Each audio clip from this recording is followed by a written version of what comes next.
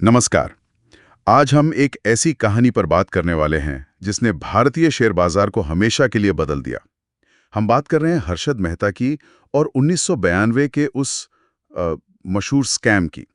हमारे पास जो जानकारी है वो उनके शुरुआती दिनों से लेकर कैसे उन्होंने बाजार को एक तरह से अपनी उंगलियों पे नचाया, इसका क्या असर हुआ और फिर आगे क्या हुआ, सब कुछ देखती है।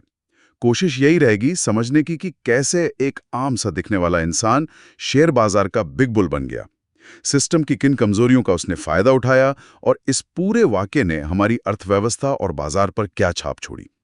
तो चलिए शुरू करते हैं हर्षद शांतिलाल मेहता से। उनका जन्म 29 जुलाई 1954 पनेली मोटी गुजरात में हुआ था।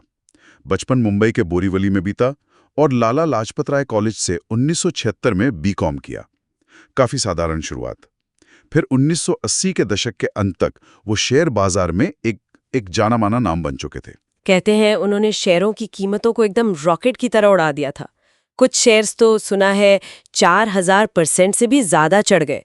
ये कैसे मुमकिन हुआ? इसके पीछे एक सोचा समझा तरीका था। इसमें मुख्य हथियार थे बैंक रसीदें, जिन्हें बीआरस कहते हैं, और रेडी फॉरवर्ड यानी आरएफ सौदे। असल में ये आरएफ सौदे बैंकों के बीच छोटी अवधि के लोन जैसे थे और इनकी गारंटी होती थी अक्सर सरकारी बॉन्ड्स या बीआरस। मेहता ने क्या किया?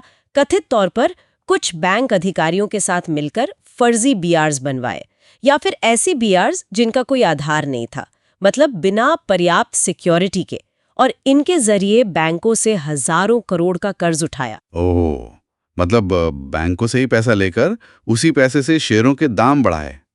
ये तो एक तरह का दुष्चक्र बन गया। बिल्कुल, वही पैसा फिर चुनिंदा शेयरों में लगाया गया। जैसे एसीसी का उदाहरण बहुत मशहूर है। नतीजा, एसीसी का शेयर जो कभी 200 रुपए का हुआ करता था, वो कुछ ही महीनों में 9000 के भी पार पहुंच गया। ये एक आर्टिफिशियल बुलबुला था जिसे लगातार फुलाया जा रहा था। 200 रुपए से 9000 रुपए, मतलब सोचने में भी यकीन नहीं होता कि एक शेयर इतनी तेजी से बिना किसी ठोस वजह के कैसे चढ़ सकता है। लेकिन जैसा आपने कहा ये बुलबुला था, तो ये फूटा कब? ज्यादा दिन तो नहीं चला होगा। नहीं, बिल्कुल नहीं। ये बुलबुला ज्यादा दिन टिक नहीं सका। 23 अप्रैल 1992 को पत्रकार सुचेता दलाल ने टाइम्स ऑफ इंडिया में एक लेख छापा और उस लेख के जरिए इस पूरे सिस्टम और उसमें जो धांधली हो रही थी उसका पर्दाफाश कर दिया। उन्होंने बताया कि कैसे मेहता एसबीआई जैसे बैंकों से पैसा निकाल रहे थे। अच्छा, टाइम्स ऑफ इंडिया में? तो जब ये खबर बाहर आई तब तो बाजार में तहलका मच गया होगा। निवेशकों का क्या हुआ होगा उस वक्त? तहलका नहीं, समझिए भूचाल आ गया था। जैसे ही ये खुलासा हुआ, शेयर बाजार एकदम धड़ाम से नीचे गिरा। सेंसेक्स जो अप्रैल 1992 में 4467 के अपने पीक पर था, वो अगस्त आते आते लुढ़क कर 2529 पर आ गया, करीब 43% की गिरावट। आप सोच सकते हैं लाखों निवेशक जिन्होंने अपनी सारी जमा पूंजी लगा रखी थी, वो बुरी तरह बर्बाद हुए।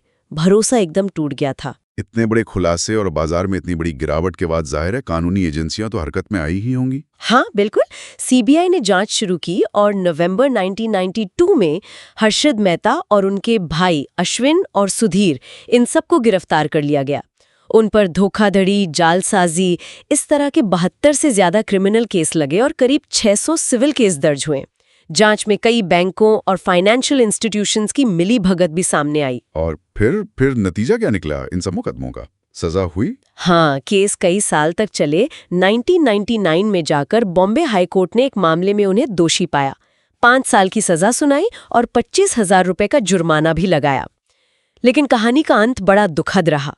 31 दिसंबर 2001 को जब वो ठाणे जेल में थे, उन्हें दिल का दौरा पड़ा और सिर्फ 47 साल की उम्र में उनकी मौत हो गई। ओह, काफी कम उम्र में एक असाधारण जिंदगी का दुखद अंत। लेकिन इस पूरे स्कैम का असर सिर्फ मेहता परिवार या निवेशकों तक ही तो सीमित नहीं रहा होगा। इसने तो पूरे सिस्टम पर ही सवाल खड़े कर दिए थे। बिल्कुल सही कहा आपने।